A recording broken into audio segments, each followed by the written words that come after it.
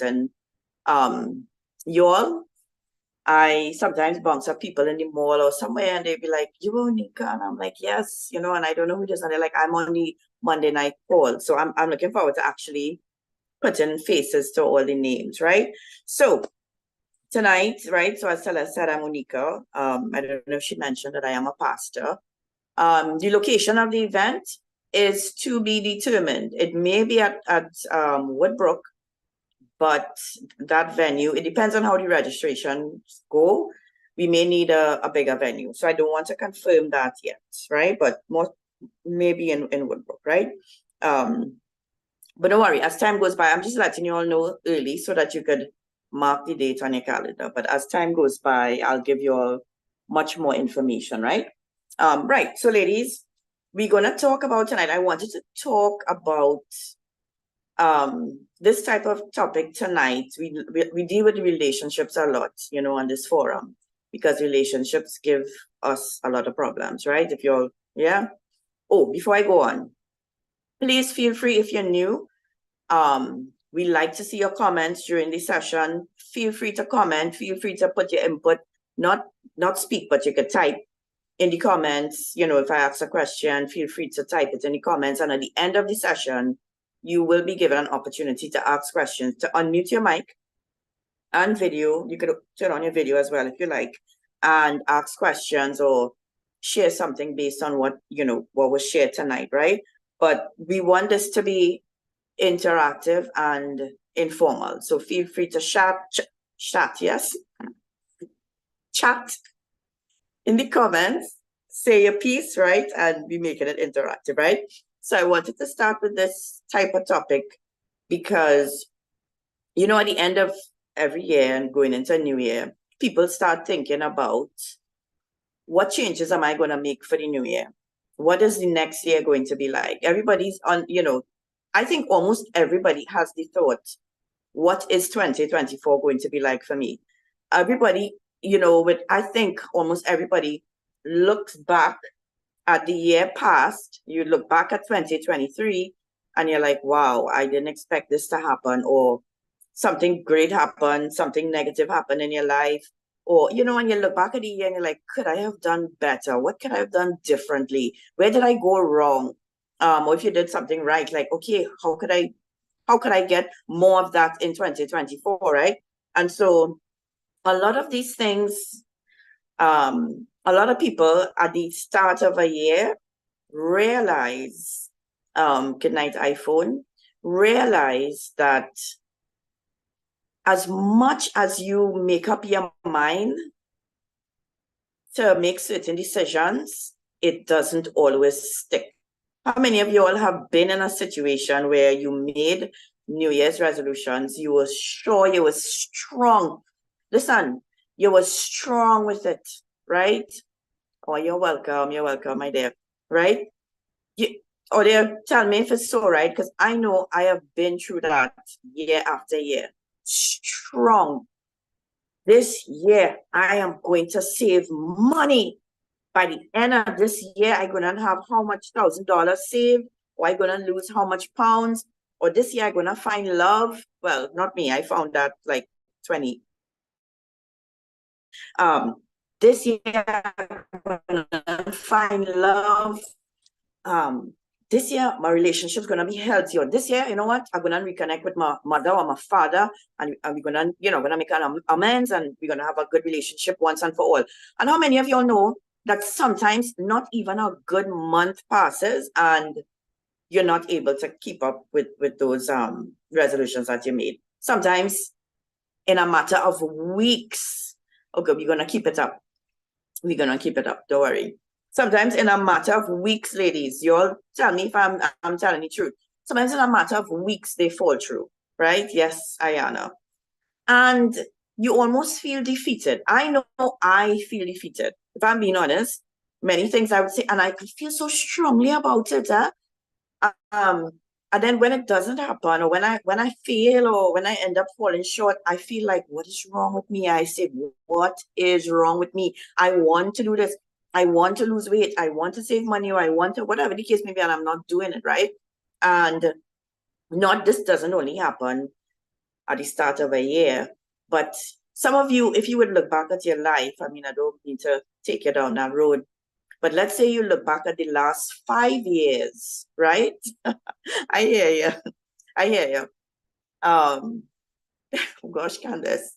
Some of you, if you look back at the last 5 years, as unfortunate as it may be, you'd realize that you've been stuck in a cycle.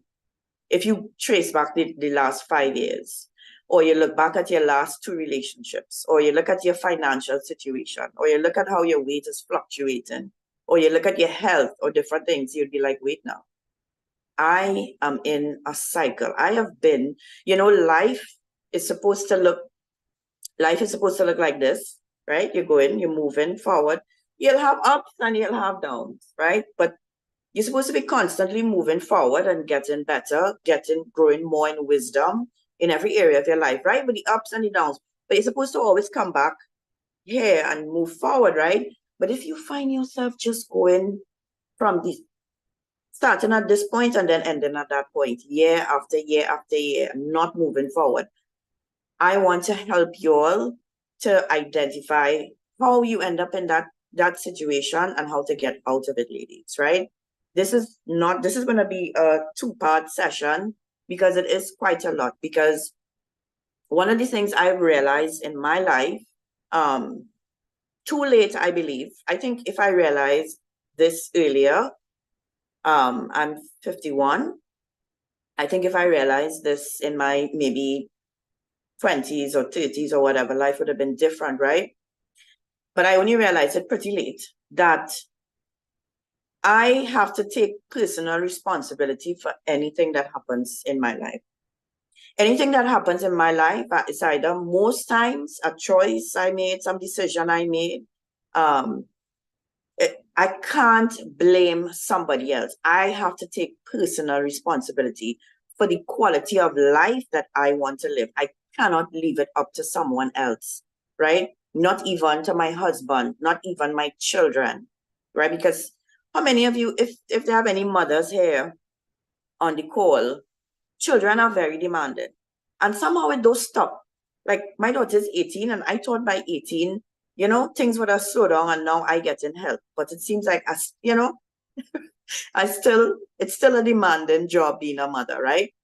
And, I hear people talking about raising children or having a family and, there's a frustration and this and that, and they complain, but they put the blame on everybody, on the children, on the husband, on the boss, or whoever the case may be. But very, very rarely, if ever, do I hear somebody say, I am in this situation, I'm feeling stressed, I think I'm doing too much or whatever, I need to take responsibility, it's my fault, I'm gonna fix this. Most times we look on the outside, we don't ever look within, right? When I started taking personal responsibility for what happens in my space, in my life, things really changed. When I stopped looking to my husband for certain things, even emotionally, things change in my life. When I realized that I did not have to look to him for every emotional need, that he was not my happiness. I don't think I ever thought of my husband as being my happiness. Never had that thought, right? But ladies, we know how we could get when there's conflict in your home and when you feel like your husband is not treating you like he should and that kind of thing. You start trying to fix him and you start trying to get him to treat you a certain way. You start trying to control him and trying to get him. And I realized, wait, now I can't control this man. I can't control him. I could control me, my actions, what I do, what I say. I can control how I react to situations, but I can't control him. That changed my whole thinking, right? It's a shift, ladies. It's a shift because it means now that a lot of things that I might have felt like I need to get from him, I've had to find another source. And for me, that source was God, right? He could, anything that I need, God has it. Anything, at any time. He's a well that never runs dry. So when I came to that understanding, I was like, I don't necessarily, okay, my husband isn't fulfilling this need right now. But I started realizing as the more I rely on God and I put my trust in him, and realize how much he loved me and how much he gave to me and how much he put in me, how strong I really am because of him, I started depending less on my husband. And I'll tell you something, that made life a lot easier for me. And even with your children, right? You serve, you give, you love, and sometimes you feel like that isn't returned. And so because of that, you might lash out at times, you might say things, you might be like, what, everybody taking me for granted here, I doing all this and the children not. Ladies, how many of you all have said that? I doing all kind of things for all in this house, I cooking, I cleaning, I washing, and what all ladies do for me. How many of you all, those words came out of your mouth at some point in your life? Maybe not often, but at some point you felt unappreciated and undervalued, right? And if you continually look to another human being to feel appreciated and to feel valued and validated, you're going to be in trouble, right? And so a lot of this session, not tonight, that's going to be more next week, right? I want to help you all, everybody, to get to the point in their lives where God becomes their source of everything, right? And so we get into that. So this is going to be 2 parts, but today we want to deal with the cycles and how we could break them, right? So how to identify, ladies, that you might be living in a cycle, right? Let's start on I'll kind of run you through. Let's start on a positive note, right? We're starting on a positive note, which let's assume everybody's starting at that point, right? Things going good or things going normal. The water's in trouble, not stirred, everything normal, right? You get a new job, you're making money, right? You're actually making money, right? At the end of the month, you have a salary now, right? You have a new man, you're making money again, honey, right? You have a new man, you seem like everything all right, things good, right? You lose 10 pounds, you say you're gonna lose 10 pounds, you lose 10 pounds, things going good, right? Let's start from there and you say, right? But then life happens, right? Life happens. And it is not when things are going good or things are, on a level playing field and everything normal. Maybe good for you might be too much, but in normal, nothing stirring in the waters, right? You don't get triggered in those times really, right? You get triggered, right? The cycles actually start with a trigger, right? When there's conflict in your life, when there's an unforeseen situation, when, let's say, in a relationship and things going good and all of a sudden you start to suspect he cheating because he lying, you find out he lying. Or you're going good, you're making your money, and bam, some unforeseen circumstance come up and you had to shell out, you had to find $30,000 at the end of the month, let's say for surgery or something, you didn't get approved for gate, right? And you had to pay for your own degree or whatever. Something is just pop up out of the blue, right? Ladies, it's when those things start to happen in our lives that these situations trigger us, right? And so the cycle starts with a trigger, a conflict, an unforeseen situation that initiates negative emotions, right? So these triggers, when they happen, they don't start you on a good path. These are things that set you down an emotional path. You have negative emotions immediately, right? And understandably so, right? Now, with a trigger, right? Let's say I could lose $20,000 and I might say, oh my gosh, this $20,000 I have to shell out. Let's say it's your car, you bounce your car and you didn't have insurance, whatever the case may be, right? I might sit down now and just try to solve the problem. I might try to work out in my mind, okay, how can I get this $20,000? Let me see if I could cut back here. Let me see if I could do this. How I could probably make some money, extra money here. Oh yes, I could make right. Then do the math, sit down, get some help, and I work out how I could get the extra $20. Somebody who has, like, let's say, trauma in that area, it's going to be a whole different ball game for them, right? I might sit down and put pen to paper, and the same situation as you are, same. We have the same bank account, same amount of money.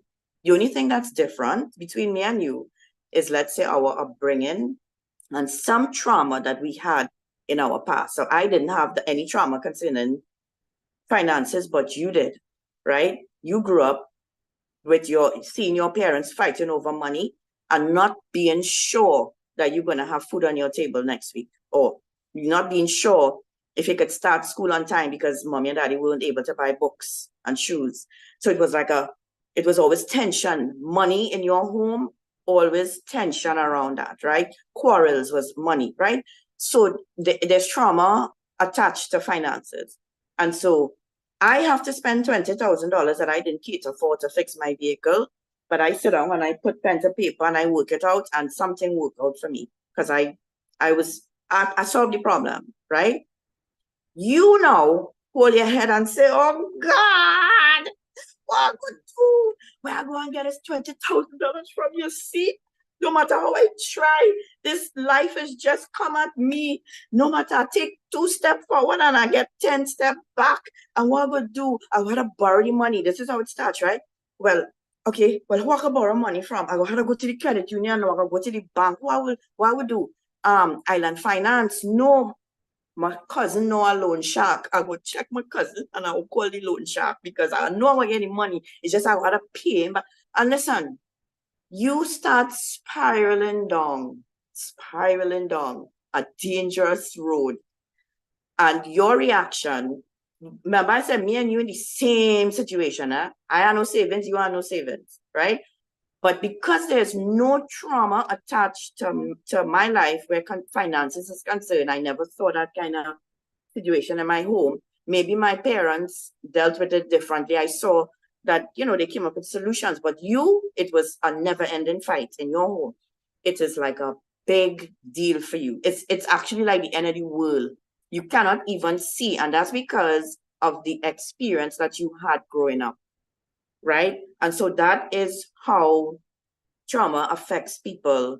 Different types of traumas will affect people, different situations, right? And what happens when you get into that mode, you hold your head, you cry, it's a negative emotion, right? And so that's how it starts. Remember, we say we started off good, but then this happened and you start, right? And then after that initial outburst and emotional outburst, right? You start having negative thoughts, right? From the trigger, negative thoughts start to come, leading to distorted perceptions and negative self-talk. And so based on the scenario I just gave, right? Your perception is distorted where finances is concerned, and you don't see yourself because of how you grew up. Let's say you grew up in poverty. You don't see yourself as somebody who is even able to make, let's say, over a certain amount of money, right? And so your thoughts and your thought patterns when it comes to finances are distorted. You don't see clearly because of that childhood trauma that you had to deal with, right? Whereas my perception is not distorted. I thinking clearly. So I gonna put pen to paper. I realize, okay, I might need some help. I might go talk to an accountant friend and say, well, what I could do here, Gil? What I could shift around? What I could do to make up this $20,000? Maybe I could throw a barbecue, whatever. I don't panic. Yes, I know. I'm not panicking. I'm concerned because it's a situation that just came up and I don't have the extra 20K. But I'm not panicked and I'm not going into a frenzy. I'm going to work it out. I'm going to solve this problem. You don't. Your perception is you're not seeing clearly, right? And again, it's because of your brain. So, and then you start negative self-thought. Remember my whole skit just now with the holding head? In that short little skit that I did, holding my head and bawling, I said so many negative things. And if you think, ladies, about your life, you do it too. I'm using the example of finances, right? And I was a little over dramatic, but you do it too. Like I said, it's a relationship or whatever the case may, a sickness come upon you. Oh God, I got there. Cancer. Oh God, I got there. I got there. I got there. I got there. Who go my maturing? How you reach there? How you reach there? Right? Again, it's some sort of trauma attached to it, right? So you start now. So the negative thoughts come up. It leads to distorted perceptions and negative self-talk. So I could never make it. My mother and father, I see my mother and father struggle their whole life, and now I'm going through this stupidness. I never wanted this in my life. I could never do this. And what I could do? And you start, right? So we following so far how we get in there, right? And then now because you're in this state of confusion and emotion, and you feel despondent, you might even feel a little depressed because of the situation, we go to unhealthy coping mechanisms, right? So the negative thoughts lead to unhealthy ways to cope with the situation. And for you, and for everybody, the unhealthy coping mechanism might be different, right? For some people, let's say the same financial situation, their unhealthy coping mechanism might be to run. The first thought is, I had to get this money from somewhere, from somebody. And so they don't think it through, and let's say you borrow money, right? Let's say you borrow money from somebody who you would have never normally borrow money from. You know that person is trouble. They know they had the money and they know they would lend you, right? Some people, when they get really depressed about situations, they might turn to smoking weed. Yes, you know what you know what? Let me just go to relax myself, and you smoke some weed, you fall asleep, you start to see things. Well, I don't know what's happening when you smoke weed, because I never did, right? But I hear people talk, right? You start to see a tree or something or whatever. What's happened? Well, they tell me, what's happened when you smoke weed? Wherever it is, it's calm you down, right? And so you smoke your weed, and that's your way of coping, right? For some people, a lot of men and women too, but mostly men. I have heard, remember, I'm a pastor, right? And so people come to me with issues, right? I've heard quite a few young men say that, okay, they had an addiction to pornography, and they overcame, or they thought they overcame, right? Until they got depressed or really down, or felt defeated or something in a certain area, or let's say lonely. Let's say they broke up with a girlfriend. Not that they were having sex with a girlfriend, but something has them really depressed and down and feeling defeated, right? And they end up turning to going back to the pornography because it gives them some sort of satisfaction in the moment and makes them feel, a certain way, right? Gives them, a high for a while at least, right? So some people go to things that they were addicted to cope, right? For some, let's say it's another unhealthy coping mechanism could be blame shifting, which is very common in relationships, right? It is such a scary thing to look within and think that it's your fault. Some people, it's so scary to look inside and blame themselves for what has happened to them. I mean, who else you gonna blame? But yeah, that you blame shift, and you throw everything on, let's say, your partner and your mother. I know 60-year people in their 60s who still blaming their mother and father for issues that they're going through in their life. And yes, the issues may have started from bad parenting, right? From childhood or whatever. But you can't tell me that at 60 years old, you have not found a way to overcome that. And so what happened, it seems that it's easier for us as human beings to just shift blame. And so that's an unhealthy way of coping, because it takes away the focus from where it really should be, which is on you. And so you just shift the blame. Some people run away. They avoid the situation. Listen, some people's way of coping, which is unhealthy, is avoiding the situation altogether. I know somebody personally, ladies, I'm telling you the truth, who would have debt up to, have people sending them letters for debt, money's owed, and threatening, right? Threatening to send, what is called them? The people who come and repossess your stuff. Is a, but yeah, bailiff. Thanks, Chanel, because I was going on a road there. Right. I know people who bailiff coming, letter coming from the bank over and over, and their way of coping is not seeing. So they know the letter, they're not going to open it. I'm not going to read it, because if I don't read it, I don't know. So I could just, the saying, ignorance is bliss. That's their way of coping. If I ain't see it, I know I ain't open it. Nobody, right? Or they know they come in, the bailiff come in, they go, so they lock up home and they go, so they just don't deal with it. That's unhealthy. That just makes the cycles worse, because now that's digging a deeper hole.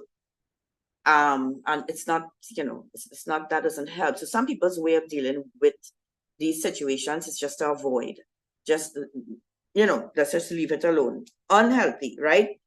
Overeating is a way that some people cope, right? They overeat, and I think I'm going to get into these things I'm mentioning here a little later, right? But those are all unhealthy ways of coping, right?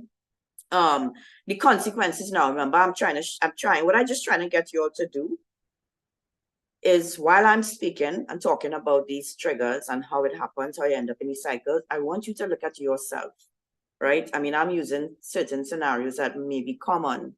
Yours might be unique, but I want you to see yourself and I want you to see how you behave and how you get to the point that you end up in a sticky situation and in a cycle, right?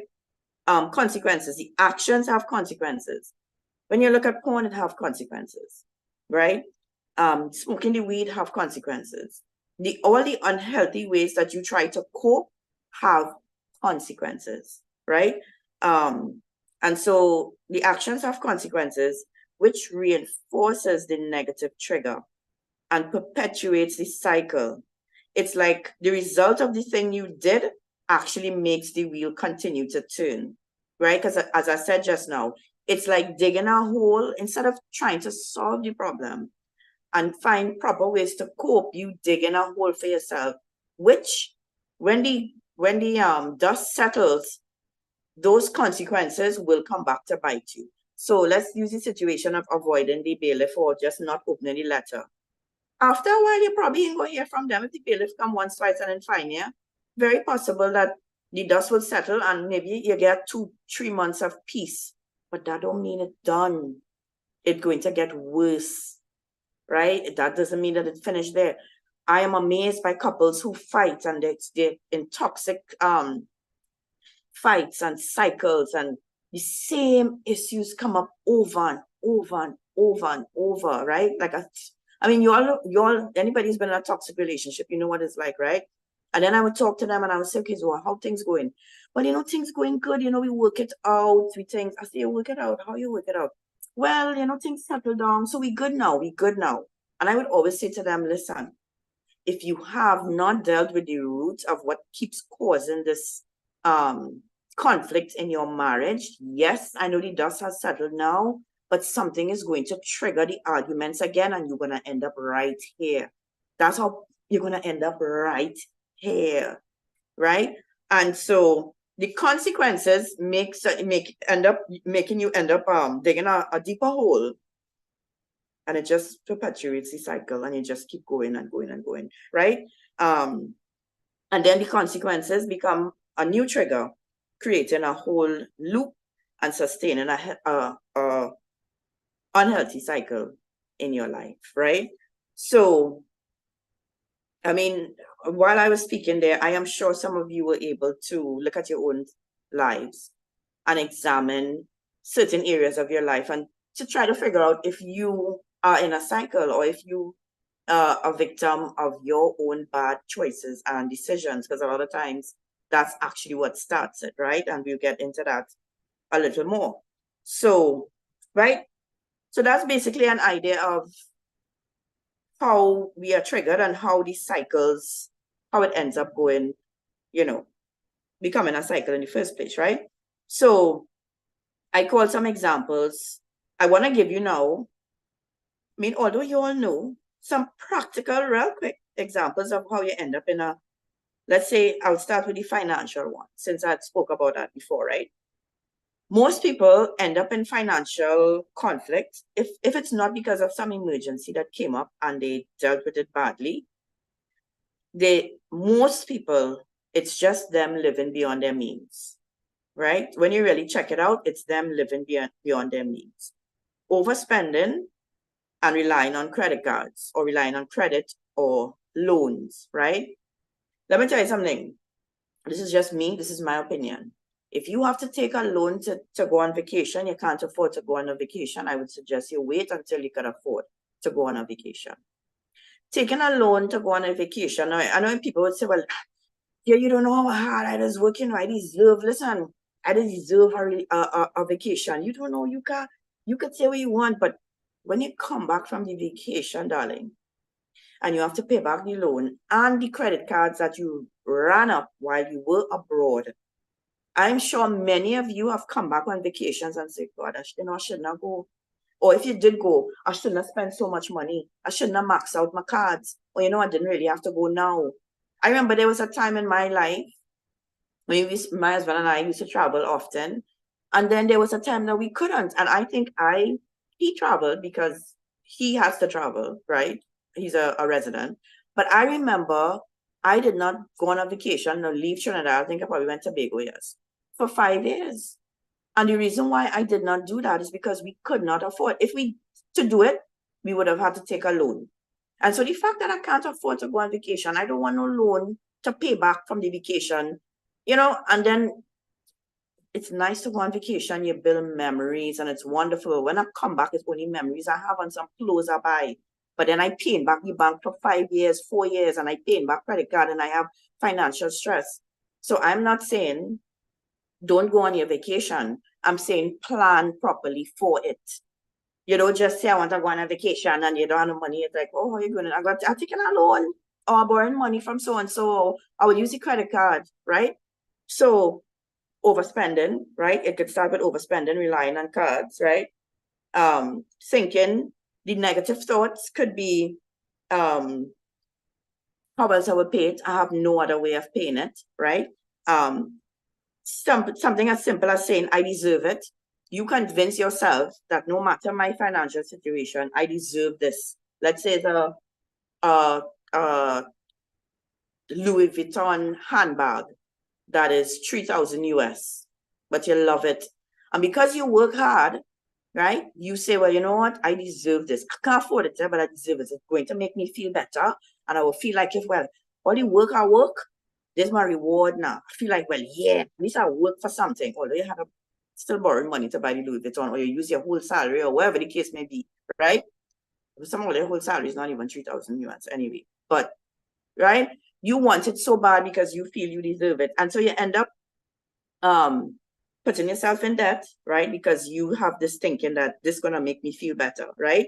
And then the unhealthy coping mechanism is where you go and find the money to pay back these cards, where you go to put yourself in more debt, use up more credit card, take loan to pay credit card, then take a loan to do, it's like, and you end up in a whole crazy cycle with a whole lot of debt. And at the end of it, you are in debt, you are in stress. Anybody here who is married, let me say this, right? Let me ask you all, right? Tell me in the comments, how many of you are single and you have financial troubles? You find yourself in financial troubles. It could get stressful. You could answer in the comments, right? You're single, but you find yourself, gosh boy, your car loans, school loan, rent, whatever the case may be, tea and tech, whatever, right? Yeah, right. You're single and you accumulate some debt. You accumulate some debt. Or you find you're just going month to month, right? You're just going month to month. You accumulate some debt, you're going month to month. You're single and you're in that situation, right? I'm sure you have a few people on the call in that situation. You're paying back cards, whatever the case may be, right? Let me tell you something, ladies. If you are single and you have financial troubles, you're catching your tail, right? Unless, when you get married, unless you are marrying a rich man who could wipe out all your debt and take care of you, right? Wipe out your debt and take care of you, you are going to end up in even more financial stress. Anybody on this call who is married will tell you who are single that financial stress in a marriage causes plenty conflict. Married ladies, am I telling the truth? If you're willing to say in the chat. If I'm telling the truth, tell me. Tell me and tell the single ladies for me now, right? Does financial stress cause conflict in your marriage? Cause you to have stress in your life, in your home? Talk to me. Is it something that is, stressful? Let me see in the comments. Where the married ladies? I know I have married ladies on this call, right? I'm doing this for the single ladies, right? Here why I'm doing it, right?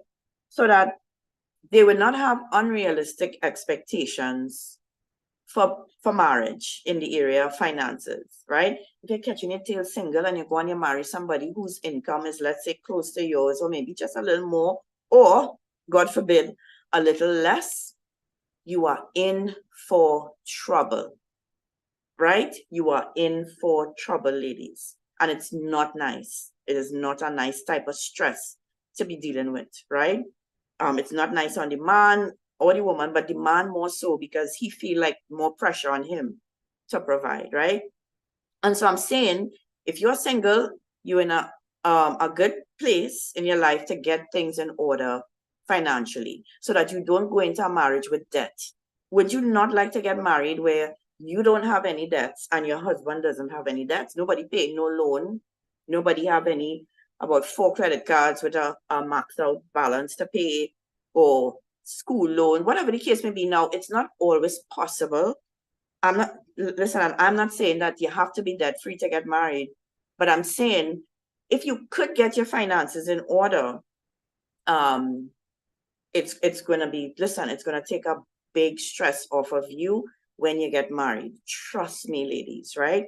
And so this unhealthy way that we cope with finances, it doesn't do any good. And you all know, I don't have to tell all you. I don't have to tell you. You see a nice shoe, and then people have this, women especially, have this impulsive shopping where I just go in the mall. I go in the mall to go in the drugstore to buy some tablets, right? My belly hurts me. I want to buy Panadol. But I pass by Payless, and I saw a shoe in the showcase and they had a sale, and I just couldn't, I couldn't pass up that sale. So I went and I bought the shoe, right? Because it's that price. I don't know when I'm going to see the shoe at that price again. That's impulsive shopping, impulsive behavior. And if that's how you live your life financially, you're going to always be ending up in a situation in debt, right? So let's talk about relationships, right? The trigger might be misunderstanding or an unaddressed issue. Something you keep pushing under the carpet, right? You have negative thoughts. You're blaming the other person and you're refusing to look at yourself and avoiding difficult conversations. Ladies, if you're married, it makes absolutely no sense to avoid those difficult conversations. It will come back up to bite you, right? Ignoring it, pretending it didn't happen, pushing it under the carpet doesn't make it go away, right? And so you have negative thoughts about the other person, you start judging them, right? When the conflict happens, they might say things, you start making judgments about why they're saying what they're saying, and you start the self-talk, right? He don't love me, right? Or they walk here with me. He don't love me. If he loved me, you're not saying it out, this is you with your negative self-thought. If he had loved me, he would never do that, or he would never say that, or he would, and you start. And you build up now a whole world in your mind without communicating it. And then your perception becomes now distorted, right? Because you have made a judgment on the situation without communicating how you feel, without even telling your spouse how you actually feel. You build up this whole scenario, right? And then your unhealthy coping mechanisms, the silent treatment. Ladies, it's not nice, men don't like it. I know some men do it too. But remember, I speak to a lot of people who have issues in their marriage and relationships. And I think women tend to do the silent treatment thing a little more than men. Another way that women they try to get back at their partners, like with withholding sex, right? Which is not nice. Ladies, very, very not nice, right? Withholding sex from your partner because you're vexed. You see, again, you have the self-thought in your mind, right? You better come around tonight. And from me, come down. Then come, I'm waiting. And you feel that is a weapon. So you have a weapon, right? Sex is a weapon for you in your marriage. Ladies, that's borderline evil, and it's not something that you want to do, right? To your husband, right? So you have the unhealthy coping mechanisms, and then you have the damaging action now, which is lack of communication. Yeah, you just stop communication, and then resentment starts to build, right? So this is the actual, you're seeing the fruit now of how you coped with it, right? He stopped talking, you stopped talking, and it's just resentment and more thoughts and more perceptions, and you're forming this whole world in your mind. without actually knowing the truth of why what was said or done or whatever the case may be, right? And then there's emotional consequences, emotional distance. Your relationship starts to deteriorate and you don't feel loved anymore. You feel like it's a loveless marriage. And you never actually come out and say how you feel. The only time you would end up saying how you feel is in an outburst, right? Which is so juvenile. I mean, ladies, it's not a way. Men do it too, I'm not saying that, but it's only women on the score also, right? It's juvenile. You have all these thoughts and all these feelings running through your mind, and you're angry about this and that, and you're feeling hurt, you're feeling unloved. You never actually sat down in a time of peace and calmness and told him how you felt. The only time he knew how you was feeling was in an argument when you yes, right? You don't love me. You don't even find I attractive. You start and the man is like, he's like, where all this come from? And ladies, I've heard that many times. I've heard men say to me, I don't know where all of that come from. All of a sudden, I this and I that, and I don't like and I don't love, and right? And it's because you were not communicating effectively when you felt that negative emotion. You kept it in. You started forming wrong perceptions, and then when things just reached a point where you can't take it no more, you just burst and you start to rattle off everything, and the man in shock. You at a point where you resent him, and when it gets like that, ladies, it is hard to repair. It is hard to repair, right? And so that's how it shows up in relationships. And then we have in your health, the choices. Some people honestly, it might be just a lack of education as to what might be healthy choices, no time to prepare proper meals, emotional, the way they eat, when they eat, all these things, add up. But then when you start gaining weight now, when you start feeling sluggish or you start feeling sick, you start having these thoughts about yourself. It's so, if you think about it, right, you are eating badly and not exercising and you are putting on weight. But then when you start seeing yourself a certain way and realizing all your clothes not fitting right and people making comments, when you go down by Auntie Gemma, she said, but hey, girl, as you walk through the door again, you're getting healthy, girl. We're eating home there, boy. You're happy. When people like to tell you when they see you looking sick, they say, oh God, you're happy, girl, and that man feeding you good, right? Or you start getting people making comments, and then you start going down start having a pity party and start going down a road now of self-damaging, self-thought and thinking about yourself in a negative way. But when it was really you who got yourself there. And then if you start thinking about yourself that way and having those thoughts go through your mind, it becomes very difficult to actually do the right thing, to make the choices necessary to live a healthy lifestyle, because you have actually convinced yourself and talked yourself into believing this is just who I am. I try to lose weight, I can't lose weight. No matter what I do, I can't. That is negative thought. How many of you all have said those things? No matter what I do, I try, I go good, and then bam, the weight just come back. I just start like, I can't do it, I can't do it. How many times you said I can't do it? You are speaking that to yourself. You are convincing yourself that I can't do it, right? And so when you get to that point, listen, to fix that, ladies, is not easy. But by the end of next week, you'll know how to fix if you've gotten to that stage in your life where you have convinced yourself that you can't do something, or that you're not worth this, or I'm not good enough for this. If you get to the point that you have convinced yourself of those things, Sally, somebody's mic needs to mute. If you have convinced yourself that you've gotten to that stage, it takes a bit of work to get you back on track, right, ladies? And so by the end of next week's session, you will be at that point, right? So you all are following me so far. Everybody following me so far and understanding and seeing their own lives, seeing how perhaps you have gotten to where you are today, right? So life often feels like an endless cycle of fighting fires without actually winning the battle. And by that, what I mean is a problem would arise that might happen suddenly, whatever, and What we tend to do is, instead of finding out where this thing came from, how this happened, and getting to the root, we just out the fire. So we just deal with the immediate situation, right? To give you a practical example, it's like of, let's say, fire. Let's say you rest your curling iron, or sorry, a flat iron, whatever, on your bed, right? And you went outside, you forget it, and your house on fire. You come back and you see fire, right? You see your room on fire. The first thing you're going to do is try to out the fire. That's natural, right?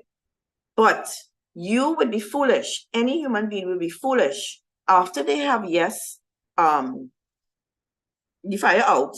You'd be foolish to not want to know how that fire started. I mean, you all understand where I'm coming from, right?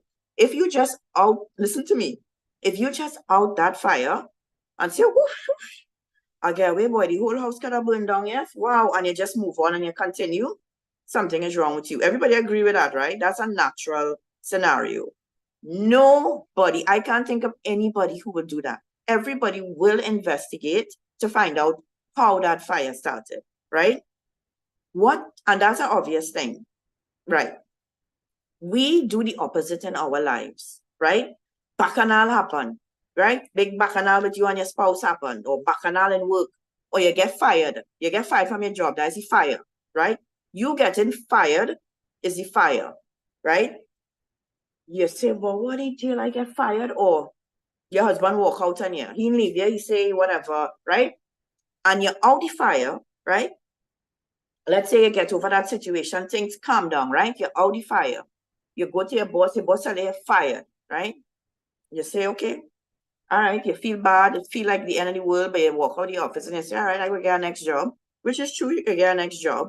But if you leave that office, right, that company, and you never sit down and examine yourself and examine your job and what you did to get to that point of your boss firing you, something is wrong.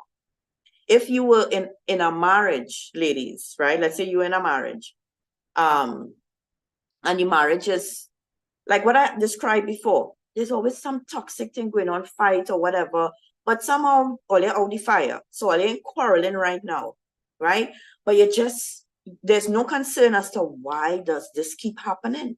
It's like literally the fire keeps starting home. Think about it. Tomorrow you come back and the fire start again in the bedroom, and you do investigate. Nobody will do that, right? But that's what we do in our lives, right? We deal with what is happening on the surface. We deal with what we could see right now in the natural, but we don't go beyond that to try to figure out what exactly is causing this fire.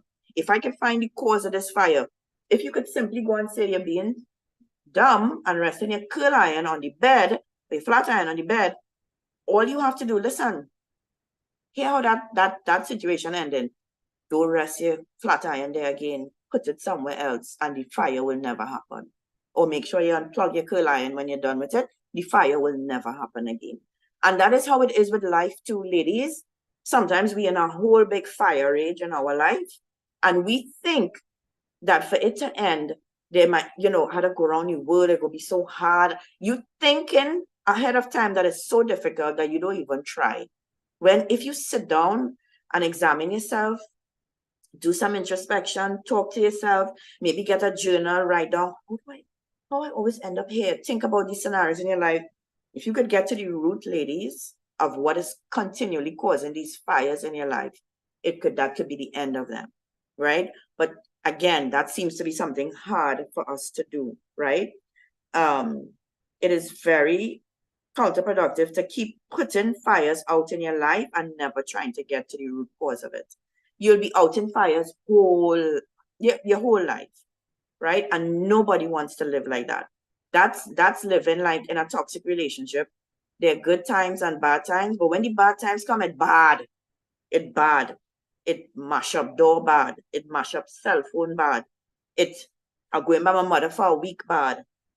We're not talking for a month bad, or whatever the case may be. It bad. Things get bad. You say horrible things, whatever, and then you calm down, but you never try to get to the root, right?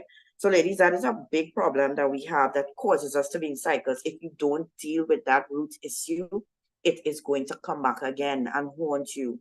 And So I'm going to get in shortly as to what to do to end cycles, to actually get to the root, right? What we have to do. Sometimes it's the small oversights in our life that is the root cause. And not in all cases, but sometimes it's a small oversight. Honestly, if you think, sometimes it's just a matter of looking at your budget properly, going and getting help, maybe sitting with somebody who, maybe an accountant or somebody who's good with finances, who's managing their finances well. It might be as simple as sitting with them and letting them help you. And you'd be like, wow, so you mean all I have to do is stop doing this, cut this out, make a shift here, and look how much money I have at the end of the month and I could save, right? It doesn't have to be a big deal. It don't have to be you going for a loan. It don't have to be you getting to that stage, right? So sometimes it's small adjustments that we have to make, right? You don't end up, ladies, in cycles overnight. Nobody ends up in a cycle overnight. So that's impossible. Just the very nature of a cycle, it's not something that happens overnight, right? It happens one bad decision, one bad step, one bad habit at a time. It starts off with one thing. It starts off with that trigger, right? Nobody plans for their future and says, you know what? Nobody plans it, huh? Nobody plans to be in a cycle. Nobody plans and say, you know what? My plan is, I just want to live paycheck to paycheck. And if I have to do anything extra, well, I'll just take a loan. I just want to be living off of credit cards and then paying them back, living off of them, paying them back. Nobody has those dreams. No young girl, when she's growing up, says, oh, my dream is to go from man to man to man to man. I'm going to go with one for 2 years, break up, go with another one for 2 years, break up. That is my dream, right? Nobody says those things. You don't plan for these things. Nobody wants that kind of life for themselves, right? But ladies, guess what? Many of us do end up there. And I'm sure some of you are on this call, you are there and you don't even know how you reached there. It was never, ever, ever your plan. I'll tell you how you reach there. One bad decision, one bad step, one bad habit, one at a time, right? When I was preparing it today, if you would, as I was thinking about a character in the Bible that I could use as an example, right? Often we could track back our steps. And if you could in one sentence, in a moment, you could identify sometimes where your cycles began, right? Where this cycle of bad habits and this emotional roller coaster began, right?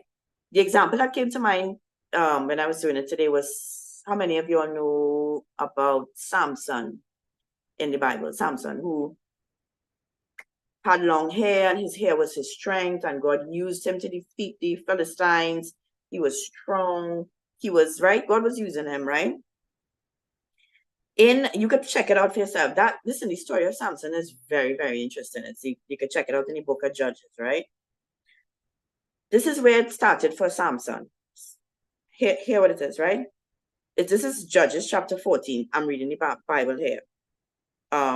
Samson went down to Timnah and saw a young Philistine woman.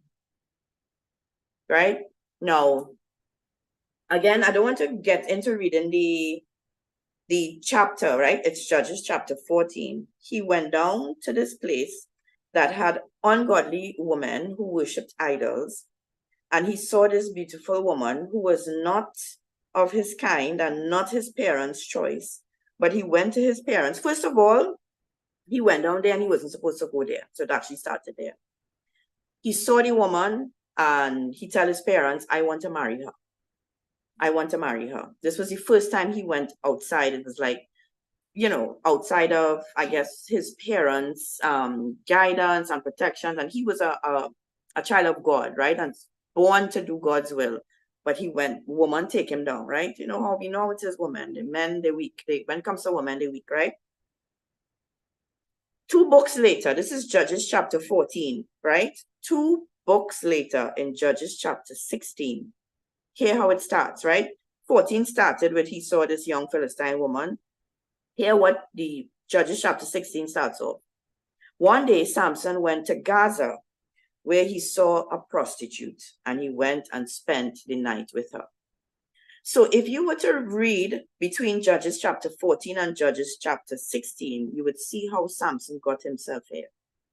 This one encounter with this ungodly woman took Samson down a road, a cycle of going from woman to woman to woman, till he ended up in Gaza with a prostitute who, how many of y'all know how Samson's life ended? This woman tricked him into getting his hair cut, and he was overpowered by the Philistines, and ultimately it caused him his death, right?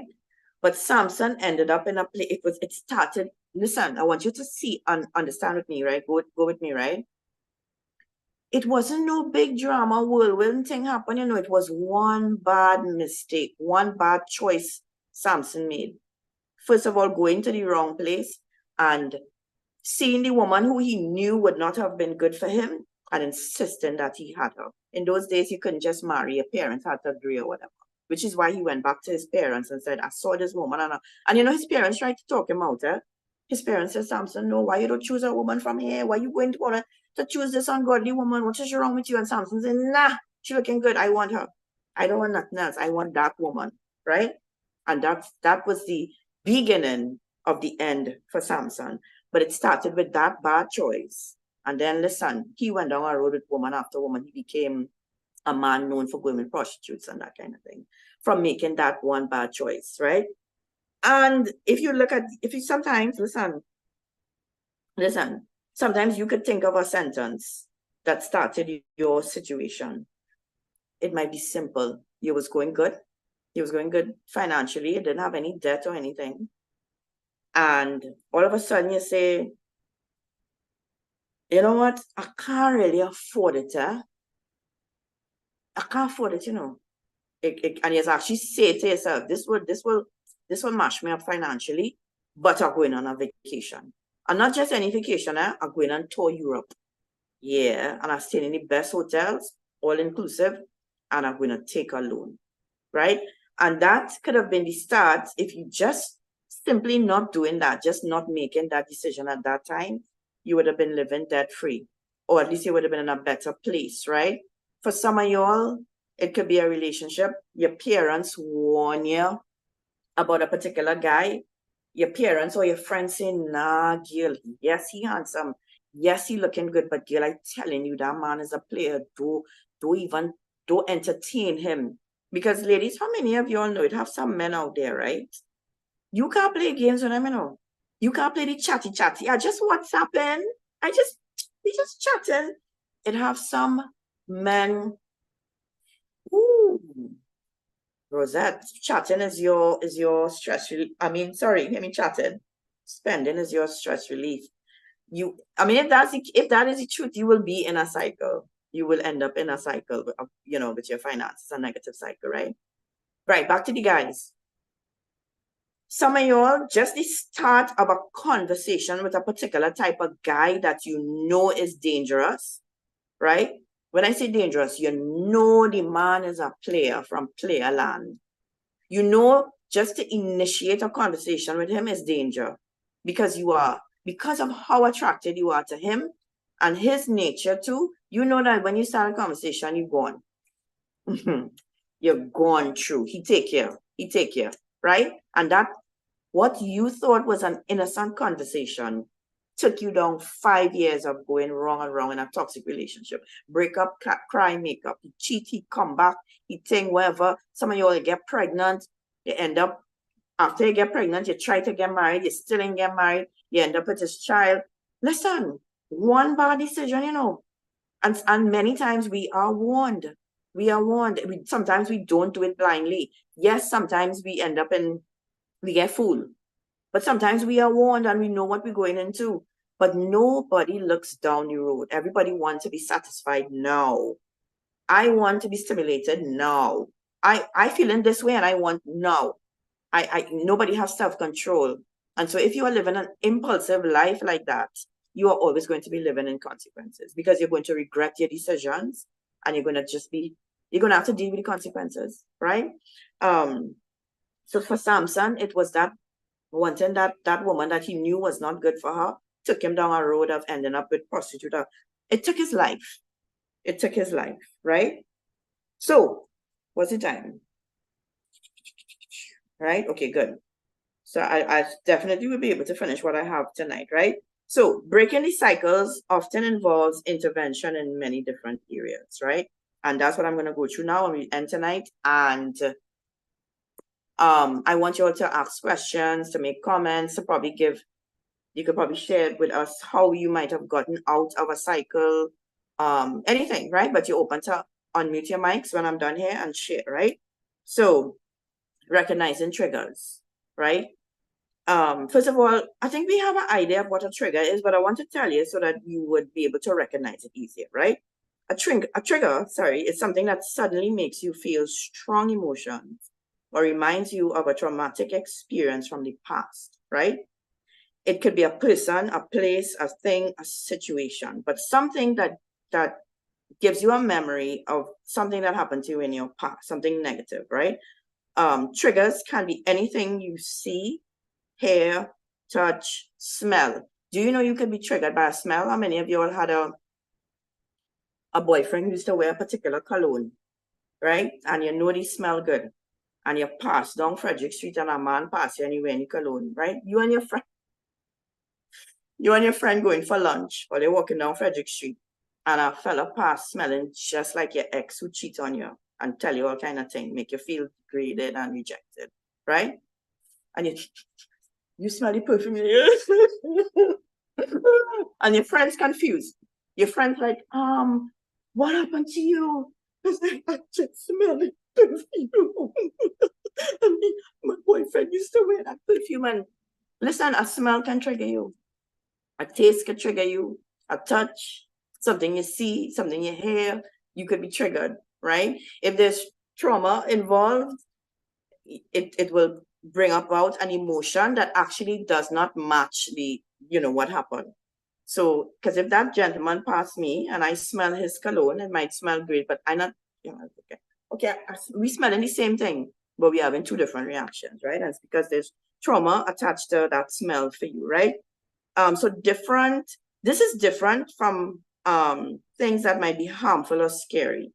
You should react in a certain way to something that is harmful or, right? If you see a Mack truck coming to you, it's okay to bawl and run.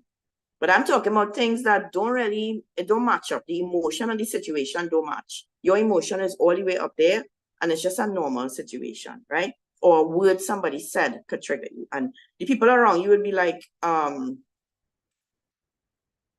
oh gosh, Abby, the people around you are like, why are you getting on so? If you find that you have emotional outbursts and you find that the people around you, especially people close to you, are often asking you this question, why are you getting on so? Like they're shocked, like what it means, excuse me, that emotion is not really warranted and you're being triggered by something in your past, right? So yeah, triggers can make your body react without you wanting it to. So sometimes it's not that you are actually, people might say you are overreacting. Sometimes it's like a instinct when you're triggered. And it's like, and your body kind of almost goes into fight or flight. You all know what that is. When you're in danger, certain things happen to you physically. Your heart rate goes up. You might start to sweat. Your palms get sweaty. You start to shake or whatever the case may be. A trigger could do that to you because because of the trauma is real for you, right? And so you have to recognize, ladies. So if certain things get you, if your husband says to you, you go all day dressing to go out, and when he sees you finished product, he says, that I do like that dress, I do like how it looks on you. Why you don't wear the red one? Right? I don't like how this one look on you. And when he tell you that, you say, you see, I know you don't love me. You find out ugly. You find out ugly. Sorry, ladies. You find out ugly. I know that. I know you find out putting on weight. And your poor husband is like, what, wait, no, no. All I'm saying is that this dress doesn't suit you so much. The red one looks really good on you. Why you don't try that, right? Your response to him telling you to change that dress came from a past experience you had with a past boyfriend who probably used to body shame you, or probably nothing that you did was good enough for him. He never find you was attractive enough. He probably always used to compare you to other women, right? And this was a past boyfriend, and there was trauma that you never addressed. You never dealt with it. And now you're married, and your husband who loves you and just want the best for you, and just giving you his opinion, he's suffering for you not dealing with that past trauma of that boyfriend who, you know, was not good to you, right? And so, ladies, you have to recognize the triggers. And a good way to help you to recognize the triggers would be, I mean, it might be simple, and you might say, well, you know, really? Look at how people react to how you react in situations where you get very emotional. If you find people are always telling you why you get, people closest to you would know, why you get on so for that? They didn't mean anything by it. If people are always saying that to you, right? It's because it's something that's triggering you, right? Or what I want to suggest to you is that when you're triggered, in the moment, you don't really think about it. In the moment, you're just reacting. Remember, I said that sometimes it's your body just reacts actually, right? After the dust has settled and you have time now to sit down and to think, and you have time to go over what happened, it would be a good thing. You might say, well, that might be much, but a bit much, but I'm telling you it's not. It might be a good thing to sit down and actually journal and say, ask yourself questions. Why did I really, what made me react like that? What actually made me say that? What actually made me feel so hurt? Why did I feel so rejected? Why did I feel like my husband don't love me, or all these things? Sit down, and so it's like this is now you doing the self-talk that we spoke about before, but this is more productive. It's not you putting yourself down. It's you doing some serious introspection and trying to figure out why. So you identify that, yes, I was triggered. This was normal. This reaction was not normal. There was no need for me to get on like this. You try to figure out why, right? So recognize your triggers, right? That's the first step. If you don't know your triggers, then you'll just be triggered easily, right? Number two, changing negative thought patterns through the word of God. I am sure that there are natural ways that you could change your thought pattern. No doubt, right? But I have found that the best way to do that is through the word of God. It's to get to a place where you are no longer governed by what you see, smell, hear around you, by the natural things around you, but your thoughts are governed by what God says about you, by the word of God, by who God made you to be, right? Your standard should come from God and from his word, right? Hear this. This is what the Bible says. This is in Romans chapter 12. Again, any Bible verse that I say here, you could go and read it on your own after. But this is Romans chapter 12, right? Hear what it says. Don't copy the behavior and customs of the world, but let God transform you into a new person by changing the way you think, right? Then you will learn to know God's will for you, which is good and pleasing and perfect, right? So what this verse is saying here, be transformed, let your thinking be transformed, and not just be transformed, but be transformed by the word of God, by what God is saying about you, right? And a little lower down, it says this, right? And this is something I've always read, but it sort of stuck out to me today because I guess of what I'm studying, right? It says to be honest in your evaluation of yourself, measuring yourself by the faith God has given us. So imagine the Bible is telling you to be honest in your evaluation of yourself, right? And to allow your mind to be transformed by the word of God, right? So hear this, ladies, this is important, right? If you have to write it down, write it down. Real lasting change is not behavior modification. Real lasting change will never come about by just modifying how you behave, but rather by becoming transformed. It's a transformation has to take place. This could happen in the natural, but it could also happen spiritually, right? If you change your behavior, ladies, without changing your heart and your mind, the negative behavior is going to come back.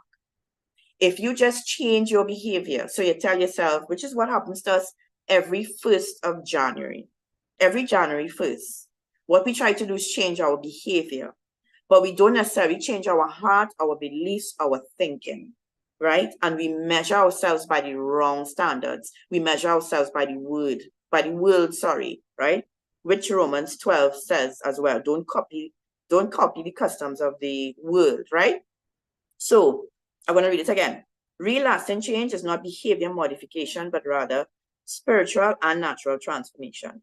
If we change our behavior without changing our heart and our mind, our belief, the behavior is going to come back, right? Hear this is powerful, right? When you make a heart decision, ladies, please listen to this. It might sound simple, but I'm telling you, I can't type it, darling, but what I can do is give it to Celeste, and perhaps she can put it in maybe sometime later or whatever, but I won't be able to do it now, right? Right. When you make listen to this, right? When you make a hard decision, your heart starts guiding you in a new direction. Your heart will guide you to the things that you really believe about yourself. You cannot outsmart your heart, right? Listen, ladies, when I discovered this, what I'm reading here, I had a destructive habit and pattern in my life that changed in an instant, right? And so I want to read it for you again. Real lasting change is not behavior modification, but it's rather spiritual transformation, right? If you change your behavior without changing your heart and your mind, without changing your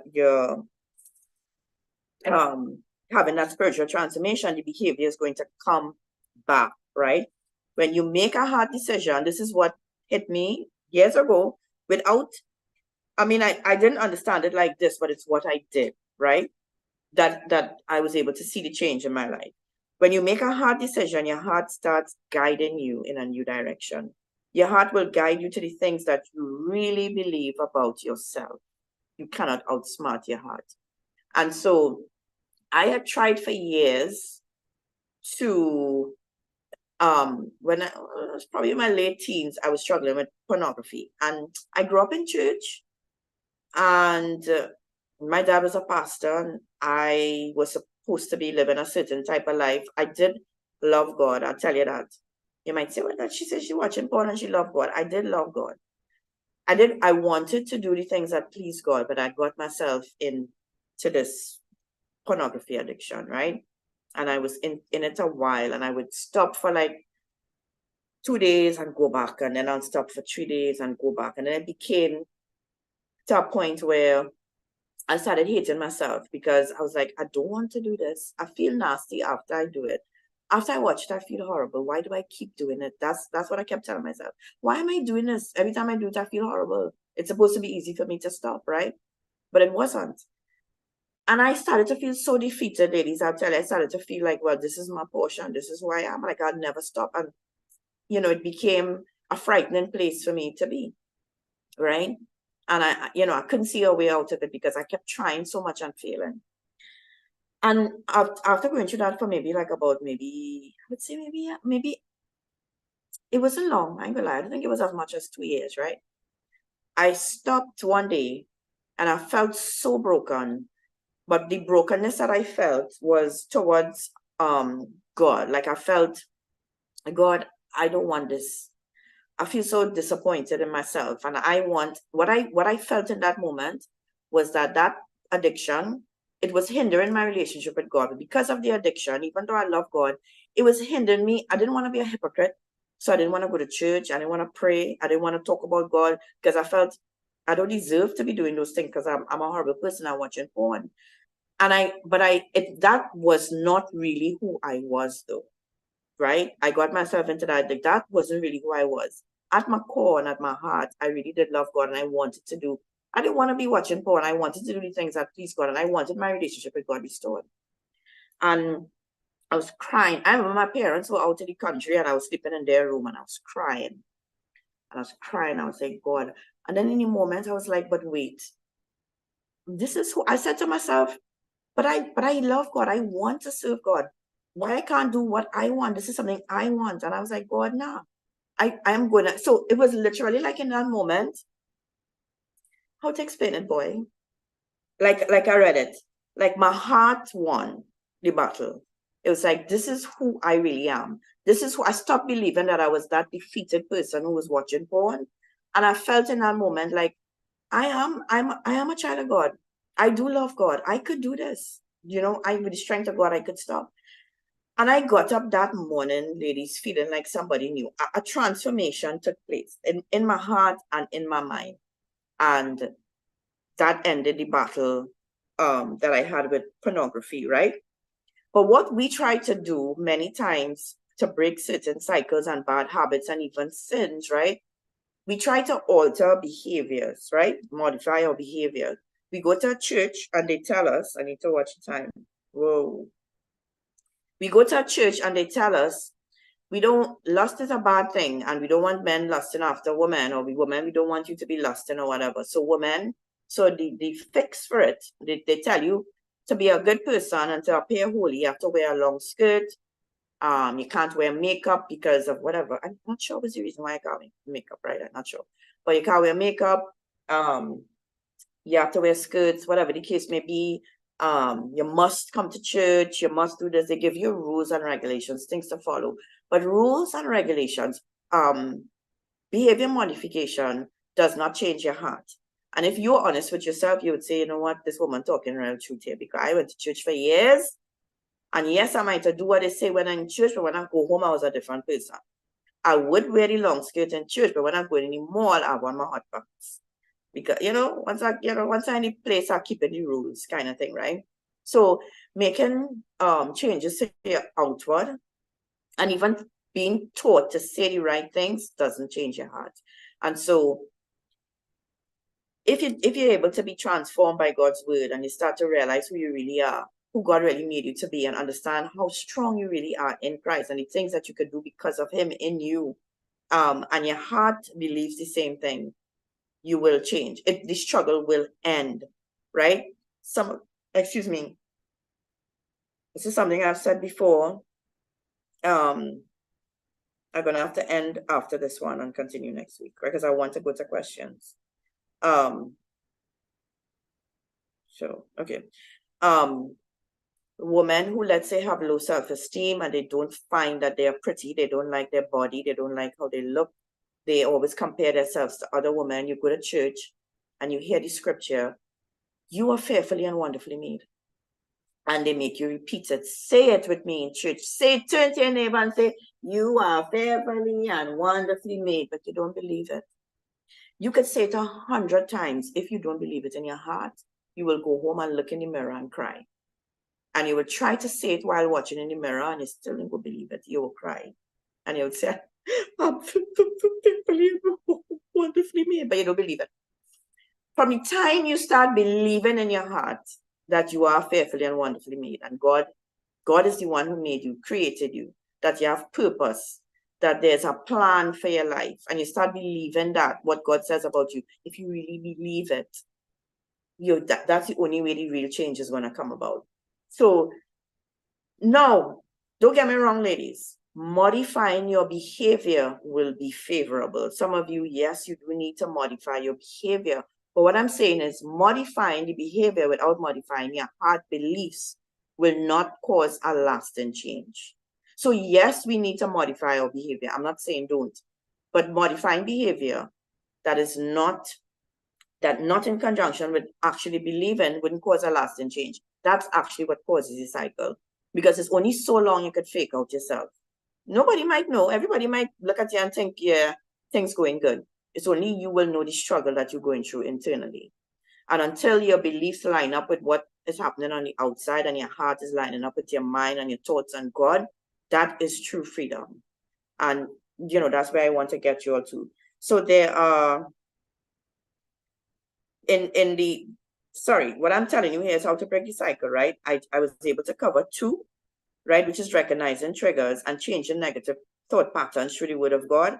And I have 3 more, which I will start with next week and then go into dealing with yourself, right? Because I don't want to rush through the next 3, right? So we're able to cover 2, right? And so ladies, I want now for you all to unmute your mics and please ask me questions.